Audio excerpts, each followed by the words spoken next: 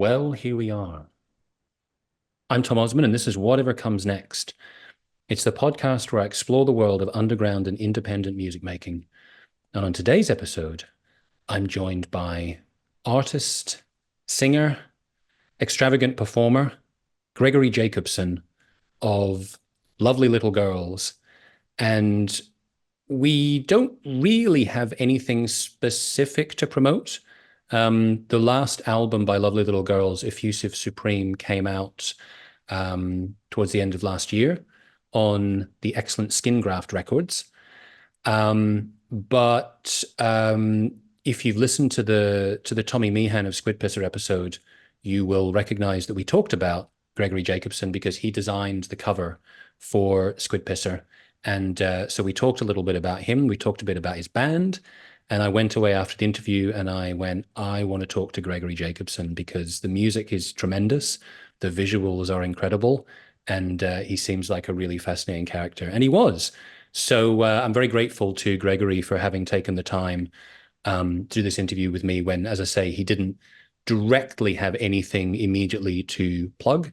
But we had a great conversation from my point of view, going through a bit of talking about his art, talking about his background of how he got into painting and the various different performative aspects leading into the music, talking about the origins of Lovely Little Girls, and going through some of the records. So yeah, I don't think I really need to say much more. You can just get to know Gregory in his own words.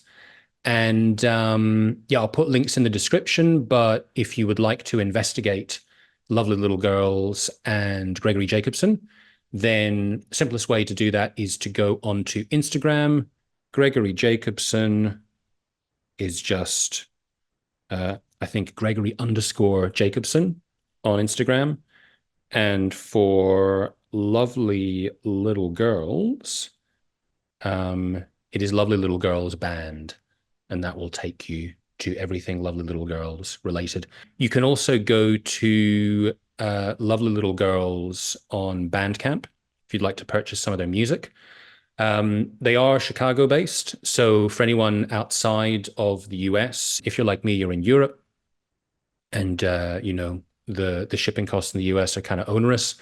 There is a workaround for this. Let me just find this. And I will put this in the description so it makes me talking about it slightly unnecessary. Mandai Distribution, M-A-N-D-A-I. If you're looking for not just SKiN GRAFT Records releases, but they have a lot of SKiN GRAFT Records releases. And the postage and packaging is very reasonable for people in Europe. So if you are looking for any Lovely Little Girls releases or other cool music, and you're in Europe, I suggest you go there. That is where I shall be going for all things Lovely Little Girls on vinyl related. If you would like to follow me, I'm on all platforms at Tom Osman Sounds. If you're interested in seeing what I'm doing musically, you can go to tomosmansounds.com. And wherever you are listening to or watching this podcast, I would be very grateful if you would do the things, 5-star rating, thumbs up, post a comment, all that kind of stuff. Thank you very much. If you're on Substack or if you're listening to this on Substack, subscribe. That would be nice. Give me your email address. I won't use it for anything nefarious, just to send you more episodes. And I think there's no need for any more waffling on by me. I am going to play a song from the latest Lovely Little Girls album, Effusive Supreme. I'm not 100% sure which one I'm going to choose, so you're going to find out in a moment. And at this point, there is nothing more to be said than take it away, Gregory Jacobsen of Lovely Little Girls.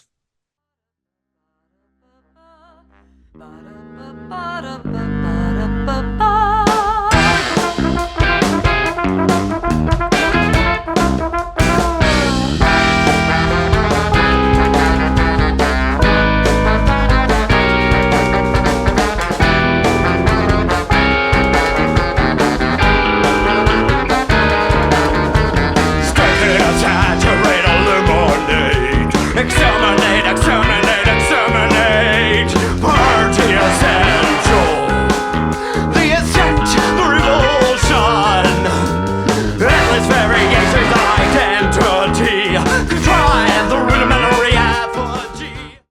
So I understand that you're in Chicago. Hmm. When did you move from New Jersey? It's coming up on 30 years now, and I never thought that it would be 30 years. Good Lord. I came out here for art school, School of the Art Institute of Chicago, and never left, for better or for worse. And Uh, how often do you go back? every to visit family, maybe once every 5 years or so. Okay. Would you say that Chicago is home? I would say I live here. I never quite feel totally comfortable in the Midwest, although Chicago is a nice little bubble of the Midwest. So what is it in this environment that feels somehow unnatural to you? It's a little conservative in just interests and art, but it's relatively cheap still, so it gives me a lot of time to not have to kill myself working a job, a stupid job, and not being able to produce work. So that's the big trade-off. And I've been here long enough that I have a great network of people I know here. Yeah. Well, speaking of people you know, on a little common thread that we have, so this interview is partly thanks to, I would say, coordinated by Tommy Meehan of Hmm. Squid Pisser. So Yeah. I interviewed him a couple of months ago, and I was wondering maybe if you could just tell the story of how you first met Tommy and how did you end up working with him doing illustrations? He early days of Instagram, he found a painting of mine, and usually people will contact me like, how much is this painting? I'm like, you got to go through the gallery. I'm not selling you this thing for $500. But he went through the right channels, bought the painting, and actually bought the record as well. And I'm like, oh, that's a very interesting thing. So we started just corresponding, and I did some vocal stuff for his previous band, the Manx, more like a narration sort of thing, and also some art for these video game cabinets, guitar cabinets that they would have on stage. And then it just snowballed from there. We share a similar aesthetic and fondness for the gross and the ooze and all of that.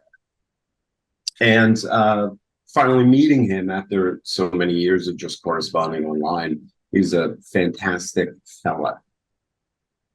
Yes, I definitely got the impression that he is a fantastic fella from my limited interaction with him.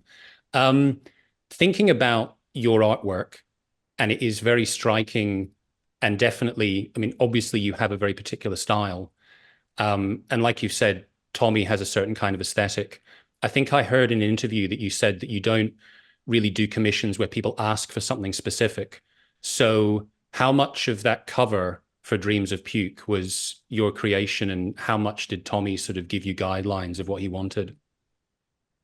He gave me a mood board of sorts, things to reference. He's very much into uh, Mortal Kombat. And with the video game cabinet thing, kind of learn more about Mortal Kombat and just sort of these monsters fighting each other. So I kind of got a sense of what he was looking for from that. And on my own end of it, I've always been, my first introduction to art was always heavy metal covers or just album covers in general. And I always liked the thrash metal bands that had uh, their own little mascot guy. Specifically, I always liked the band Overkill and Hmm. the little skull with the bat wings. And I wanted to make something very similar to that, or like Eddie or whatever. And it references these masks that Squid Pisser are wearing on stage. Not exactly, but it's very similar to that. Whether or not they'll adopt this character on the cover as a mascot of sorts is who knows. But that was where I was approaching the painting from. And in terms of where you go back to the painting, so you mentioned that you started out having an interest in sort of heavy metal covers and album covers in general. How far back does it go in terms of when you actually started drawing and painting? I was always drawing and painting, printmaking, screen printing, also a little bit of computer graphics when I was younger, the Commodore 64 sort of stuff. And then I did not start taking visual art seriously until I had to get out of my hometown, and art school seemed like an easy way to escape. And then in art school, I went to painting, but the direction was very not helpful, very rudimentary. The environment was great. I went to the Art Institute because it had a very open curriculum where you did not have to claim a major of illustration or fine art or whatever. So it was an opportunity to just go through every department. So I just did not want to stay in painting. There's an amazing sound program at the school, so I spent a lot of time there, which I felt the instructors there had a better grasp of what was actually going on in the art world at the time, which was bigger than painting. Like all the painting instructors, they were living in the past, whereas the sound people knew what has been going on in the last 20 years, from like transgressive art to conceptual art. And painters were just boring. Painting is boring. So I think I heard you mention Paul McCarthy as being an influence. When did you get exposed to his work? Probably an issue of like art form when I was in high school. And that was a thing where it's like, holy moly, what the fuck is this? Because it was just so absurd, ridiculous, and vulgar, everything that interested me since I was a kid. And it gave me a sense of, oh, the art world isn't just the most dull thing I can engage in. Yeah. And you can get respect in fancy art magazines by making the crudest bullshit. And did you at some point, well, I guess you have got into doing sculptures, because some of the lovely little girl artwork you've actually got sculptures of the heads at least, right? So when did you start getting into sculpture as an expression of your art? I was always dabbling in it. I've been making masks for 25 years or so, usually just paper mache, and then it got a little more sophisticated over the last decade or so. I always want to do more sculpture, but it's very space intensive, and then there's also not much of a market for people buying my sculptures, so I don't have a good incentive to spend half a year making something that's just going to sit in my basement. Yeah. And so when did you get to the point where you realized that you could have a career in painting? Getting out of school, where I mostly focused on sound and a little bit of performance art, I really wanted to start a band, but I had no people to work with, really. So I had to be making something. So I just started painting again, painting every goddamn day. I'd go to work, come home, paint. It was more like a nervous energy, just getting out all my anxiety. And, I had no big plans for it aside from, the usual punk rock thing, I'll, do some zines and shit like that. And then I showed these paintings at a couple little shows and such, and some gallery saw it and picked me up, and I'm like, what is this? Is this a scam? But yeah, through that, it opened up this wide world that I would have actively avoided when I was 23.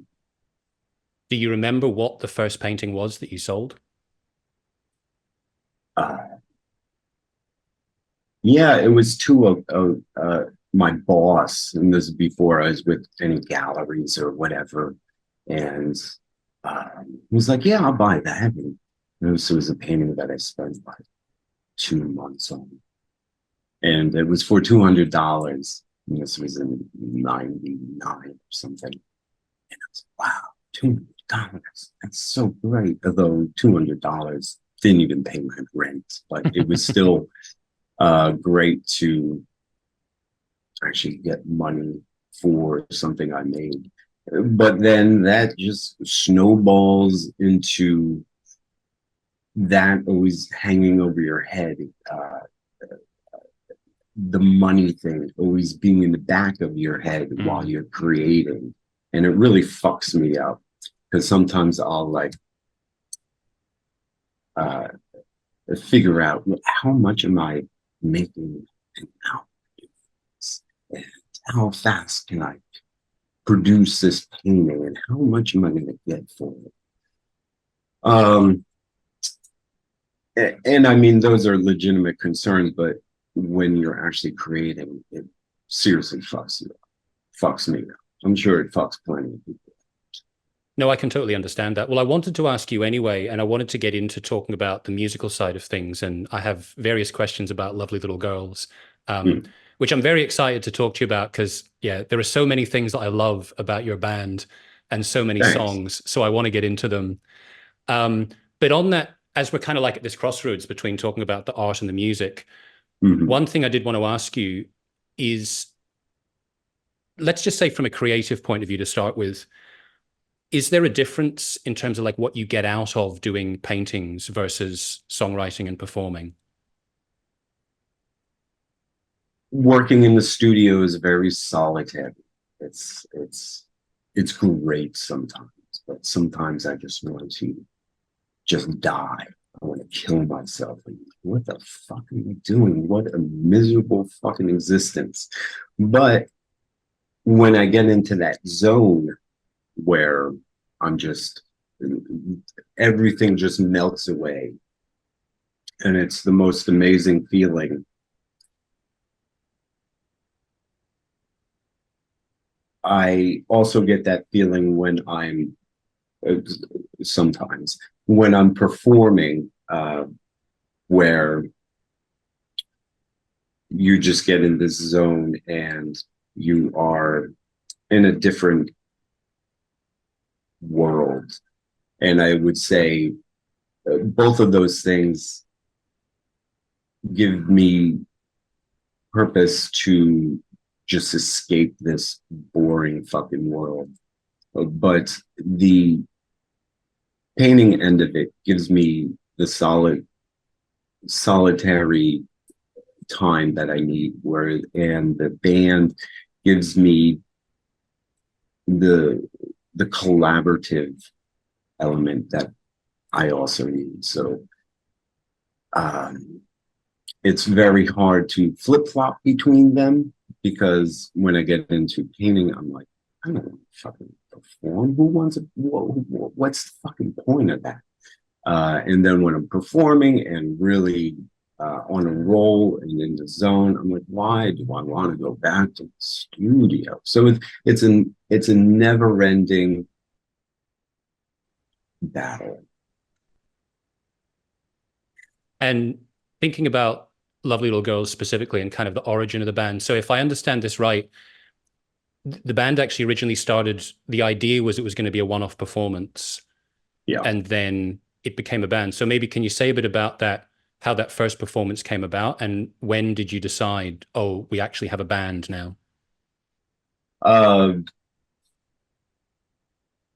I was in a couple bands that didn't quite work out. So then I was at a point where it was more of a, I was just doing these one-off goofy performances, and I was like, okay, this one's going to be based around music, very rudimentary music.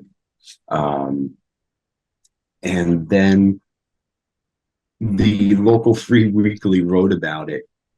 I'm like, all right, I guess I'm stuck with this name now. I know I could have just started a band with a new name, but you're okay. I actually have to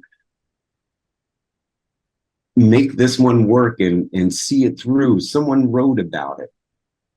And then a few more goofy one-off performances, and eventually the people I was working with, we started writing songs, proper songs, and then it just evolved from there. And did the onstage dress of having, being in underwear and corsets, was that there from the start of Lovely Little Girls, that is? Yeah, more so like leotards and just goofy dance costumes, thrift store stuff. Um, yeah, it was always about just having a big carnival fanfare sort of feel to it. There've been a few times where I'm like, well, let's take it down a little bit, and let's not be so like outwardly carnival-esque. I'm gonna dress nice for this performance. Uh, and it never works. It never works. I never feel totally comfortable because that's dressing like that just makes me feel uncomfortable. I feel more comfortable in a leotard and a tutu tied around my neck. And see, this is really interesting to me because when I think about performing kind of semi-naked on stage, I would imagine that that would be quite a vulnerable feeling. But I've heard you say, I think you said like that it's sort of like an armor to you. Right. So when did you sort of identify that you actually got a sort of sense of confidence and a sense of empowerment from having that kind of on stage appearance? I want to go back to the vulnerability thing. Sometimes it is incredibly vulnerable where I'm performing, I'm dressed like this, and there's no audience response. There's no feedback. What the fuck am I doing? Why am I up here dressed like this? And people are just staring at me, total apathy. That's when it's very, very vulnerable. And to get back to your original question, I I've always found dress to be a certain sort of armor. So being on stage is amplifying that. And if I could do that during my waking hours, I would do that. The stage is my moment, my half hour to 45 minutes of life where I can actually feel what I feel.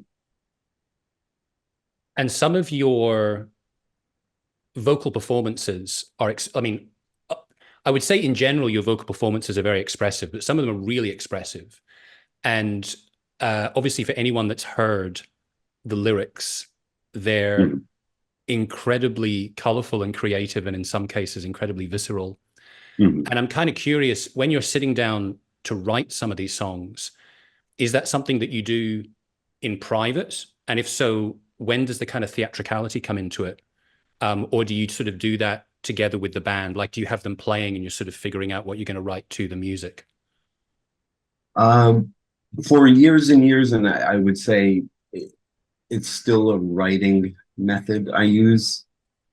I would cut out various phrases and words from pulp novels. I really like the use of language in that kind of writing. It's just so absurdly in your face.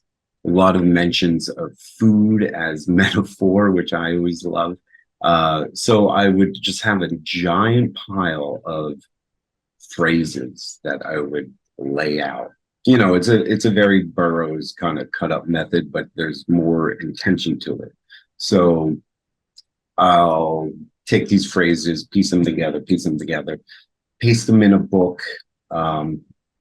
So I have a lot of that kind of writing, which I then pare down and kind of make it more rhythmic, more fitting to being a lyric.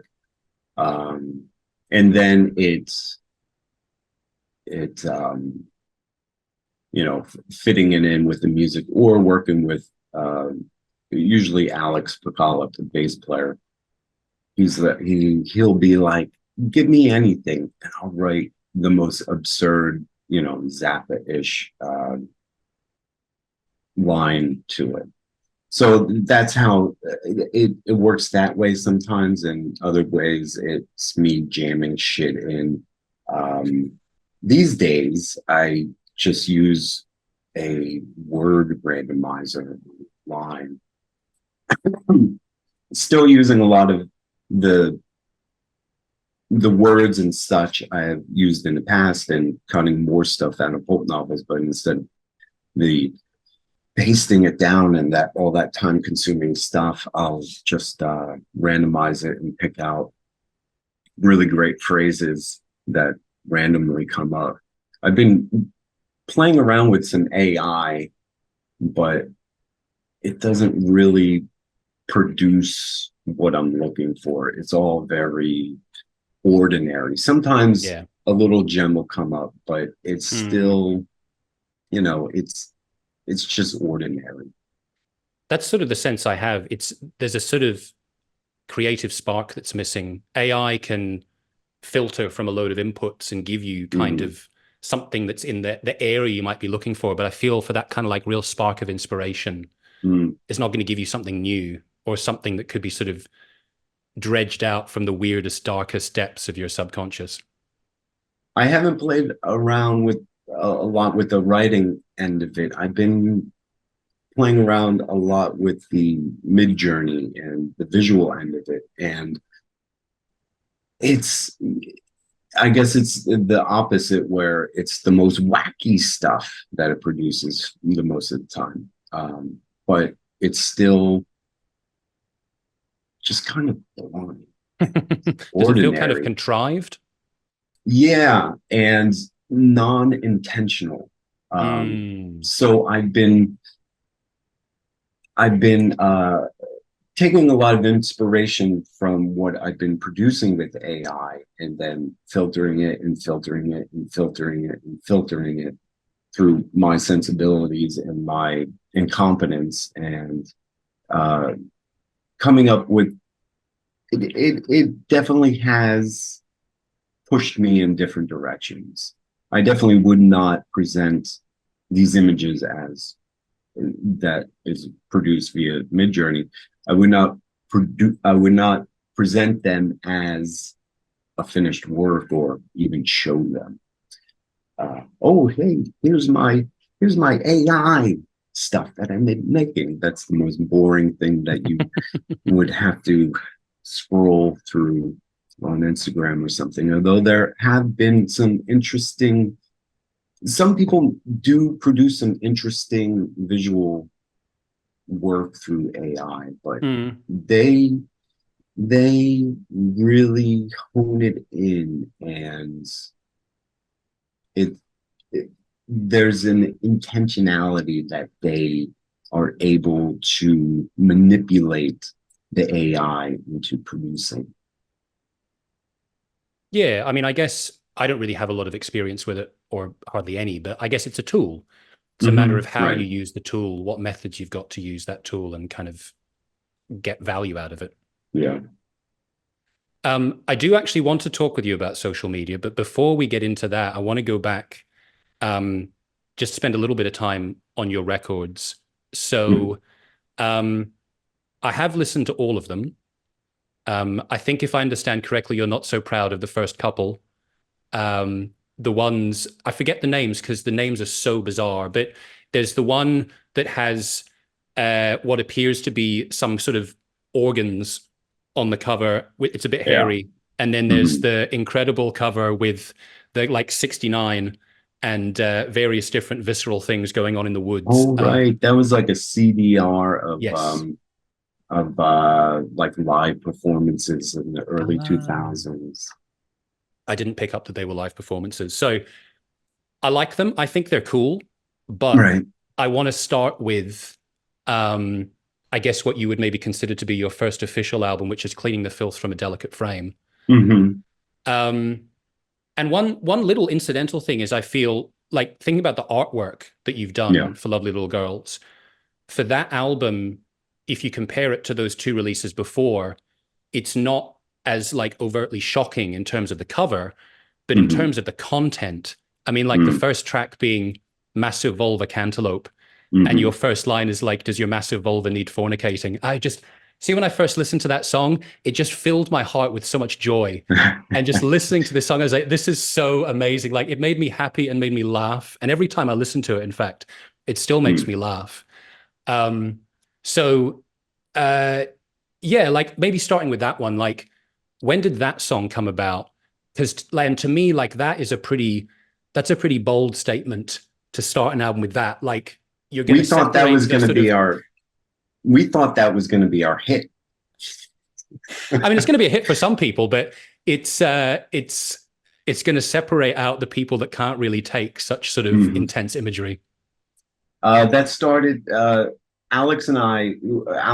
We've been working together since 2005, and then the first major incarnation of the band ended around 2008. So we took around a 3 year break.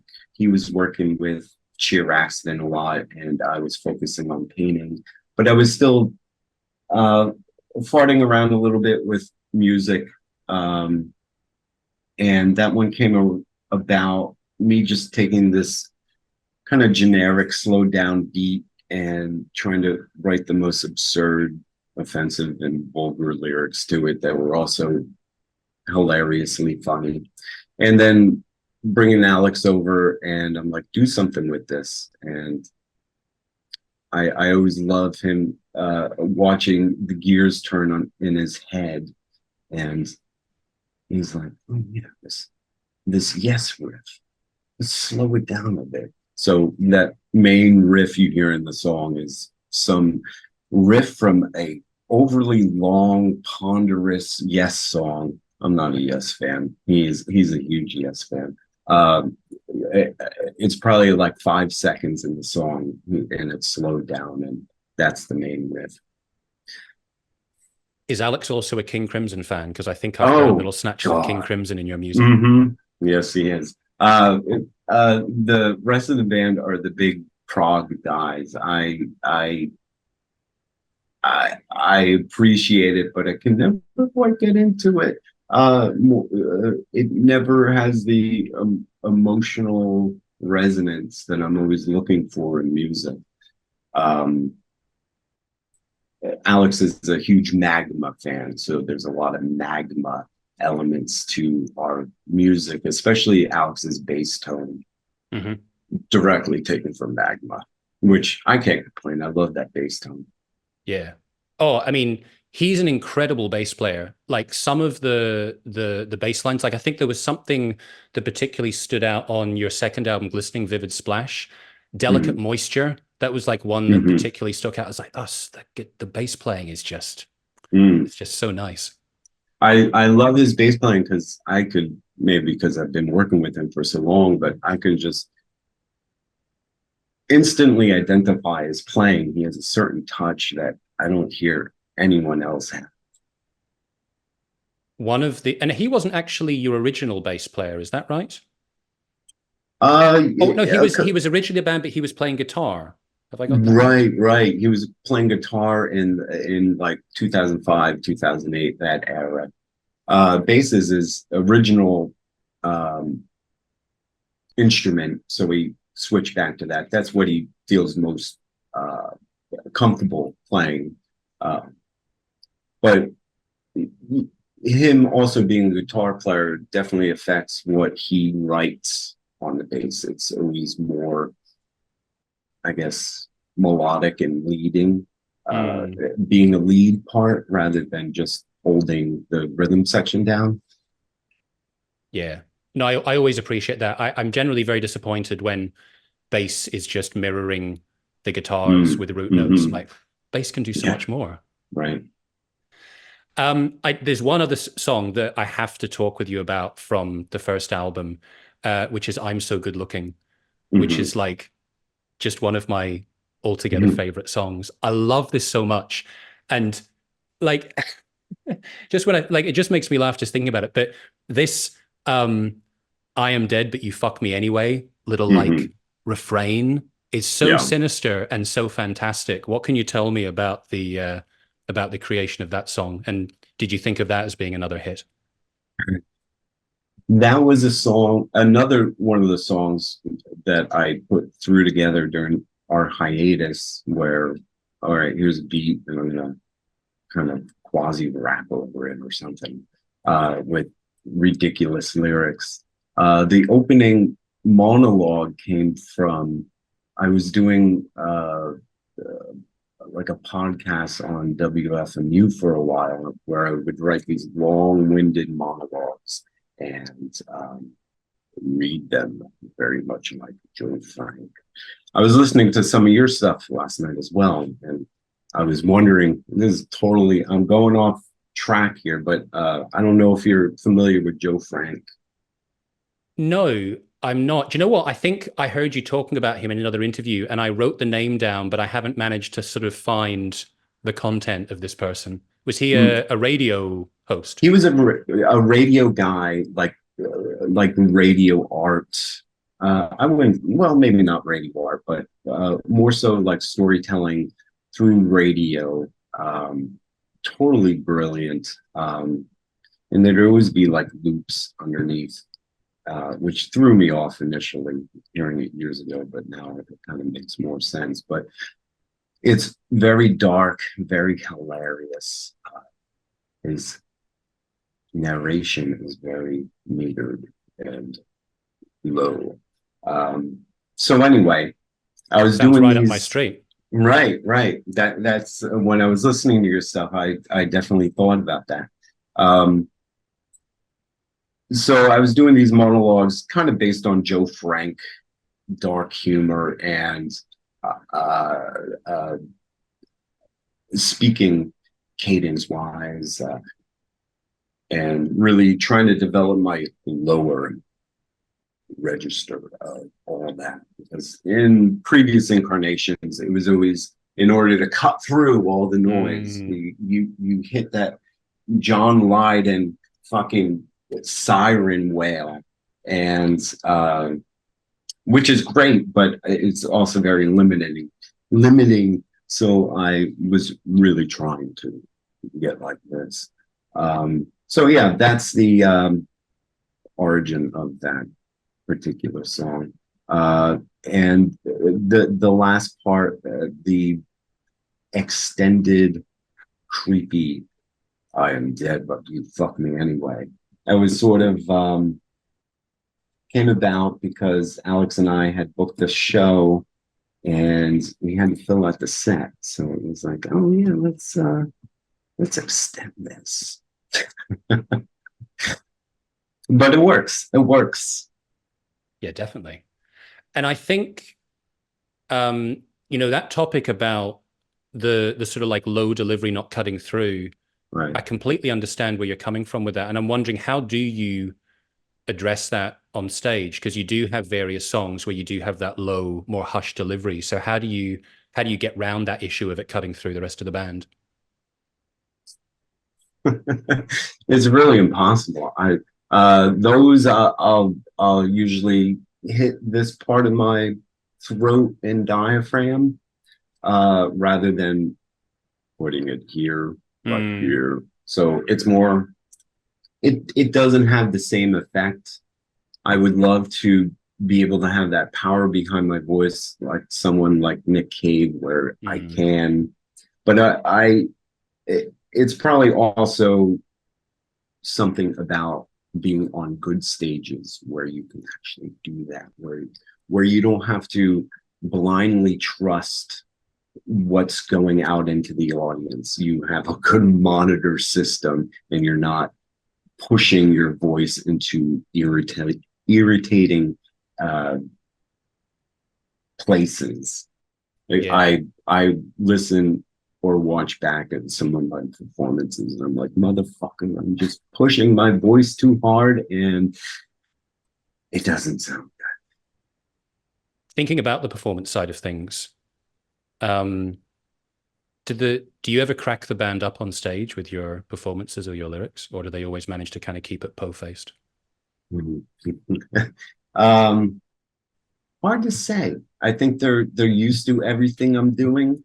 Sometimes I might get a little too um, sloppy, and it's like, uh-oh, are you gonna crash into my keyboard? Or I think the last crack up I had from a member on stage was a couple months ago, where during a little monologue part during a song, I started going into David Lee Roth's weird monologue about reaching down between his legs and easing the seat back from that song Panama. I don't know if you're familiar with it, Oh but yes, I'm a great admirer of David Lee Roth.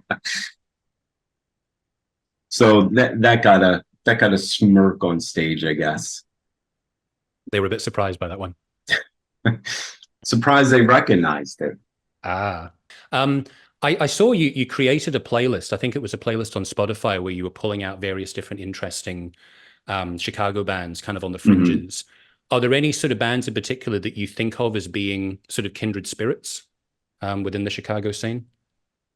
Currently, Yeah. or in the Maybe like past. in the years of the band, but yeah, either in the Mm. past or currently. Well, we share lots of members with Cheer Accident. I don't know if you're familiar with Cheer Accident. They've been around for, God, 40 years or so. I think Uh, I saw that there was a connection, but I don't really know mm, the music so well.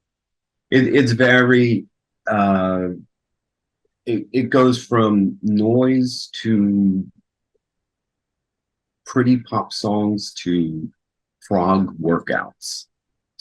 It's all over the place, but it's all glued together through the two main guys that have been in the band for since the 80s, Jeff Liebescher and Tim Jones.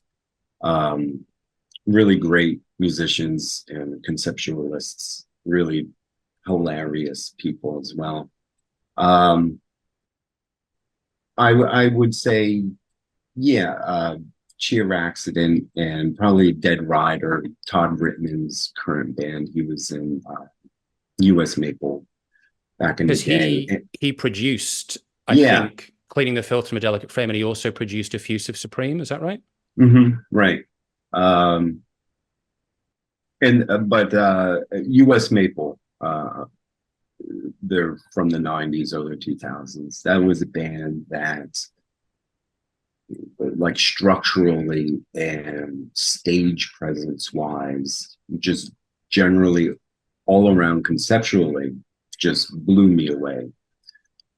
Really indescribable head fuckery. Indescribable headfuckery also sounds right up my street.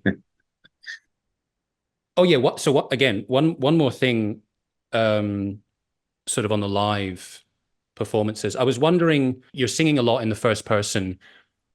You're clearly not necessarily singing about yourself totally autobiographically. Mhm. So I'm wondering, when you have these songs and you have the performances, do you feel like you have a persona, or does it feel more fluid in terms of just a variety of different characters that sort of come to the surface? I would never say that it's based on characters. I would say it's just my character, but it's Like a sort of amplified version of yourself. mhm. So on stage, I'm always trying to hit on a lot of different emotional notes. With the songs, creating them, me not being a musician, um, it goes through my filter of, all right, how do you make a sort of loose narrative out of the song? How am I going to connect with actually performing the song? We have a few songs where I don't connect with it at all, and I've always had trouble with actually performing them because I can't connect with it. It kind of goes into that prog territory where it's, you know, clever and interesting, but emotionally it it does not hit any notes. So on stage, I'm always looking to sort of enact a little I wouldn't say a play because that would be too narrative, just a little vignette of emotion. Okay, you know, that's a cool insight, a vignette of emotion. I like that. I I'm just just came up with it. It might be total baloney. I'm curious, when you say there are certain songs you don't connect with, I'm wondering, and you're talking about the prog thing, um, your second album, Glistening Vivid Splash, I would say from the outside, that seems to be your most kind of musically complex album of the three. Yeah. I'm wondering if you're kind of referring to songs from that in terms of having more of a sort of a prog aspect that you're not so emotionally connected to. Uh, I would say there's I'm not asking you to, like, you know, damn specific children, musical children of yours. there's one song on there that people love, but I'm just like I just can't, because like even writing lyrics to it, I'm like, I don't even know how to approach this. Like, it's I like the song. It's pretty weird and it's structured, but performing it and writing to it, I was just kind of lost. There is that 10-minute prog epic on that record, and that one is actually really fun to perform because it is so demanding and exhausting that you just, there's no way not to embody total exhaustion while performing that song. And you recorded that album at Electrical Audio, right, with Greg Norman at the. Is With that Greg right? Norman, but his he had a home studio at the Ah, time, and he did it at his home studio. Should have recorded it at Electrical, but and you know, working with a different. I don't know whether he likes to be called a sound engineer or a producer, or an engineer or a producer, but what was different about working with him to now I've forgotten his name, Todd Rittman. Todd Rittman. I would say Greg learned a lot from Albini, where you would just sort of like, I mean, Greg is a very hilarious and funny guy, but when he's behind a fucking board, it's just like,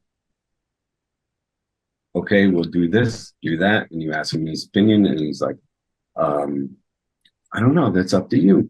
Whereas Todd is a fucking character, where he's still a character behind the board. So that definitely was the difference, working relationship wise, and they definitely have different ears, I would say. Yeah. And going on to your most recent album, so Effusive Supreme, one of the things that sort of stood out to me, and you tell me if you agree with this, I feel like in terms of the lyrics, going back to the first album, they've become less sort of obviously grotesque. Like there are still songs on Effusive Supreme, like I don't know if you actually when you're not singing, do you also write the lyrics? So like, did you write the lyrics for Be Quiet? Wyatt wrote those lyrics. Because So yeah, those are very poetic, sort of understated lyrics, but also incredibly fucking creepy. Exactly. And that's I feel like that's kind of quite illustrative of the album as a whole. That on the surface I listen to it and I go, oh, this is, like some of it's almost whimsical, like Be Good to Your Shoes, like, oh, this is nice. But then with a lot of the music and a lot of the songs, when you really sort of listen to lyrics, you go, this is actually incredibly sinister, but it's sort of more in an understated way. So was that sort of, were you consciously doing that, or was that just sort of how that album came together naturally? I would say my writing, I consciously been trying to not necessarily uh, pull back, but just to explore more subtlety rather than cleaning filth from delicate frame. A lot of those lyrics are just kind of random word salads in a way. And with the writing on Effusive, it's definitely really trying to expand my emotional power. I was kind of thinking to myself, it's like if you were actively trying to do the same kind of things that you were doing on Cleaning Filth from a Delicate Frame, it would sort of be a difficult exercise in trying to one up yourself. And so maybe that would kind of become artificial in a way. So it sort of makes sense that you would just explore different directions, because it's like you've done that, now you're going to do something different. Yeah. Although one other thing that I wanted to mention in particular from that album, Incomplete. I love your vocal delivery on that. It's so expressive. Were there any things in particular on that album that you were, from a performance point of view, trying that you hadn't done before on record?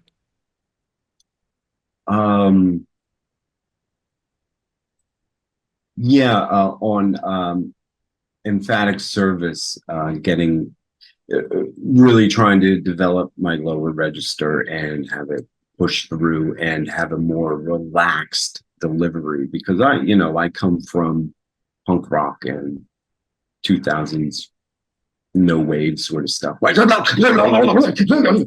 and just fucking pull it back, be relaxed, and just trust your gut and where things land and how it moves, rather than having an anxiety attack in the form of music.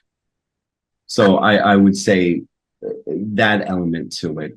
The vocal performance on Incomplete, I love that one, because that one actually felt that's one song where I felt a lot freer in the expression area, in just cadence and all of that, rather than trying to like master some weird tricky timing. Yeah. I think it's got a great push and pull, that track, between the instruments. It's just got this real kind of like feeling of the music pushing and pulling back and forth. And that end part is just insane. I still hear it, and how the fuck are they playing that? And then we had that in our set for our last tour, and every night it's just like, what are they playing? And I like, that's the kind of prog that I like, where it's just like, it's not, it's just fucking with form rather than like falling into these, you know, there's a lot of prog cliches and for like rhythm and melody that I just can't get behind. Yeah. But when it's gone, I just say, like, yeah, I feel, for me personally, like, I feel like a lot of prog can be quite self-indulgent, but I think the prog aspect of Lovely Little Girls is tied to a lot of kind of cabaret and avant-garde that makes it something much more interesting for me. Right. For prog, I always like what do you call it? The rock and opposition stuff, like Art Bears and who else was in that whole group? I don't know. I'm not I don't think I know about this. I'm going to have to go. What? You don't know Art Bears? Wow. No, I don't think I do. They're actually really interesting. Or they spun off from Henry Cow with more focus, or yeah, and more focus on Dagmar Krause's vocals and stuff like that. And then I also love this Brazilian guy, Arago Barnabé. We have stolen a lot from Arago Barnabé.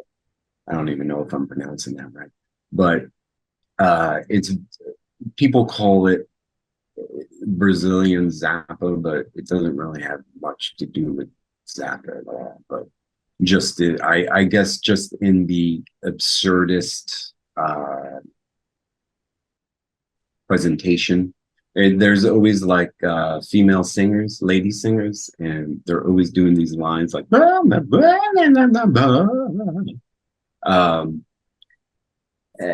it's really excellent and really odd stuff that is actually really catchy and rhythmically amazing. I will definitely go and check that out. Yeah, you've just made me think of one other thing that I just wanted to briefly mention about Lovely Little Girls. I love how you've got a lot of songs. I think you have this kind of from the first album where you'll have some really weird, surreal refrain. And then, and you know, rhythmically it can be quite weird as well. And then you'll have several people singing it at the same time. So it's kind of like, it on part of my brain goes, oh, this is like a catchy line because everyone's singing it together, but it's so bizarre. I love that. Right. That it's like, here's the chorus. You're like, this is the fucking weirdest chorus I've ever heard. Yeah. I love that. Trying to get the most absurd words repeating in someone's head for the day. I think it's a good aim to have. Very glad we were successful with that. Definitely. Something I wanted to ask you, which we touched on earlier, you brought up social media, and I was curious to ask you when you decided that you could effectively use social media as a tool and how you've decided like what you put into it. So I know, for example, you've got your Gregory Jacobsen Instagram, which you have 69,000 followers. And you've got this Lovely Little Girls Instagram. I don't know whether you use that or someone else in the band does the posts. I run that one, yeah. You run that one. So yeah, like give me a bit of insight from your point of view, because we're sort of a similar age, and I have a certain element of suspicion about social media, but at a certain point I went, right, I kind of need to like make the most of these tools, but I'm always sort of at this sort of, I have this inner battle of like, how much time is it worth investing in making clips and doing posts when really I could be creating something? But it's just like, well, you kind of want to get the message out there. So what's your take on that, and what's your experience?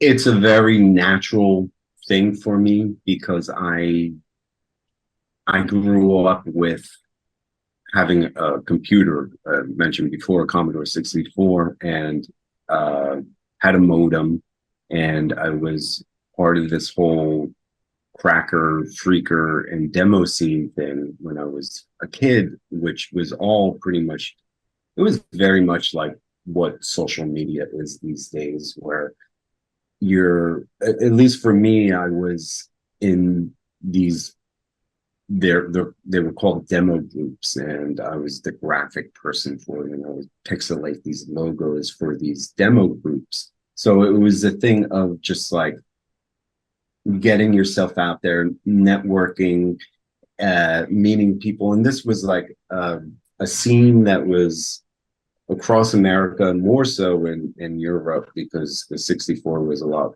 more popular over there. And yeah, so it started with that, and then years later, MySpace, which actually I met a lot of people through MySpace, and thinking about the structure of MySpace, I don't know how anyone communicated through that thing. But to put it in your original question, for me, always being in the studio, it's lonely. So having this connection with people is really essential. And that's the driving force behind doing social media for me. So you tend to do that when you're kind of in that solitary studio environment. Mm-hmm.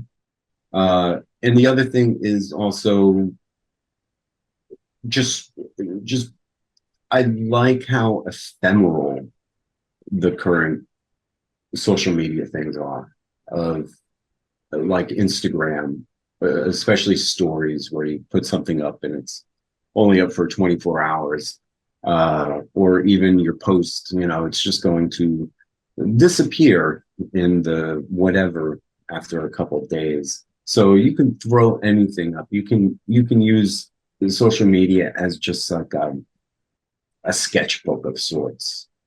Mm. So that's my relationship to it. I would say more sketchbook element to it is maybe more the Lovely Little Girls account right now, because there's a whole lot less at stake. Yeah. Whereas I got to curate a little bit more with the art account. Whenever I post music stuff on the art account, I usually hemorrhage followers. They're not all ready for that. Yeah. I paint funny cats, and a lot of people have come to me from the funny cats, and when they see me posting photos of myself with uh, uh, uh, bare chested and a tutu around my neck and weird sounds, it's not what they signed up for. On this podcast, I do like to explore a little bit with the people I talk to, the kind of practicalities of being like a DIY independent music maker. So I'm wondering if you could give a little bit of insight from your point of view in terms of the music. I understand that the painting, the art is kind of like the day job in a sense. But from the musical point of view, like, what are the practicalities of having this band? Like, what are the, for people out there that have similar sort of intentions of creating interesting surrealist, it doesn't even have to be surrealist, but creating interesting music on an independent level. What have you learned over the years in terms of the things you got to pay for, the things that are worth paying for, and the things that are not worth paying for? And, it doesn't have to be money. It can be time, time and energy. What's worth investing in and what's not? What do you have to invest in? What can you avoid? I guess it all depends on how far you want to take it. I wish I could take this very far, but the people I work with, and myself included, don't necessarily have the time to invest in it, to go on multiple tours every year, or even get together and produce new work and all that. So I wish we had the capability to do that. And I would say that's the one thing that is most important in terms of what you have to pay for, is just time. Yeah. I think I'm answering your question, right? You're definitely answering my question. As a sort of follow on from that question, I think before we did the interview, I asked you about whether you had a publicist. And I have, from talking to various different independent artists, I get a little bit of a sense of what people outsource and what they don't. Right. Have there been things over the years where you sort of said, okay, I'm going to pay this person to do this or that? Or have you always kind of had a very, like, I'm going to do this attitude, or people within the band are going to do it rather than outsourcing different things? I would outsource the design of the album covers for cleaning and glistening, just because I wanted less of my voice in the design. I'm an okay designer, but it's definitely of a certain like barf on a page punk sort of aesthetic, whereas I wanted a very clean look and like perfect type, which I'm terrible with type. So I outsourced that, which was great. And I learned a lot from the designer when we were talking about stuff. Video wise as well, like the video for Corpse Ties, I had someone else direct it and shoot it, and cinematography and all that. And yeah, in the past it would have been like, oh yeah, I can do this, but these people were just able to make my dreams come true by bringing my ideas to life and make them look amazing.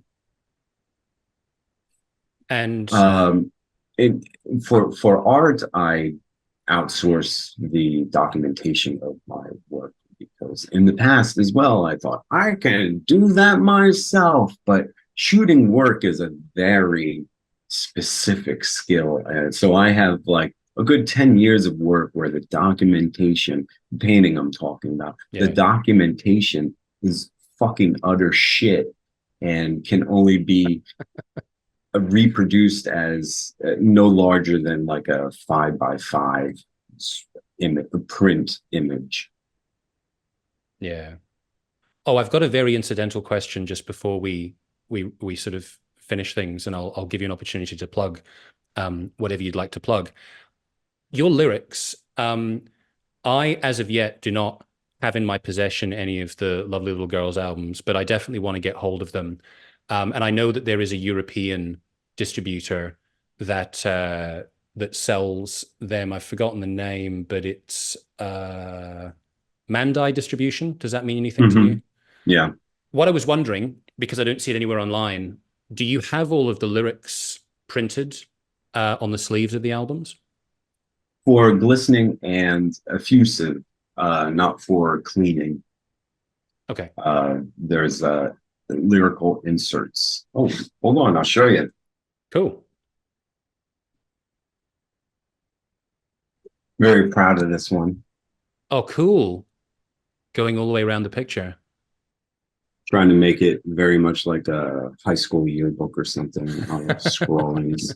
And then here's this is my way to get people to buy the record, because nobody wants to buy the fucking record. Nobody wants to buy records, right? But they get this nice little print of one of my paintings in there. And honestly, if I were to sell this for $25, I think I'd get more takers for this than trying to sell the complete package of the record and this print and everything else, because nobody wants to buy records. And I think a lot of people just don't understand the art. People, fans of my art, don't necessarily understand this. It's a fucked up world that we live in. And I certainly do talk to people who only listen to music on Spotify through their phone. But I am one of those people who likes to have records. I know that between albums, you tend to have a number of years. So I don't imagine that you're working on anything at the moment, but maybe you are, in terms of shows coming up and in general for people to follow you. What are the things? What are the places? What's coming up? Where should people go? Just Instagram, Gregory Jacobsen, and Lovely Little Girls Band. us as a band right now, coming out of COVID, we have a lot of material that we can play live. So right now we're really focusing on just playing a lot of shows, not so much writing. And the lineup has been pared down a little bit. At some point we were touring with 9 motherfucking people. I don't know how that was possible. And now it's at 5, and it makes it a lot more manageable. And for me, as a front person on stage, it also makes it a lot. It makes it a lot easier being myself on stage. So that's what we're doing as a band, just playing show after show and show. Although we're taking a hiatus this summer because people have lives that they have to go to. So hopefully we'll be doing a tour, maybe sometime soon. Art-wise, yeah, you can see it all on my website, gregoryjacobsen.com, or Instagram. And that's pretty much it. I don't have any big art shows coming up. Gregory, thank you so much. Thank you. Until Bye. next time, farewell.